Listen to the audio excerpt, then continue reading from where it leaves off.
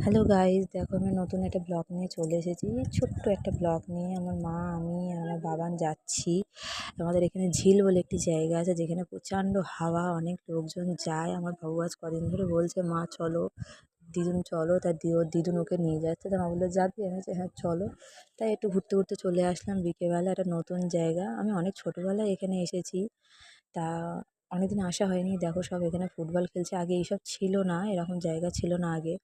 এই ঝিল টিল বলে কিছু না, পুরো ফাঁকা মাঠ ছিল আর জল ছিল অনেকটা।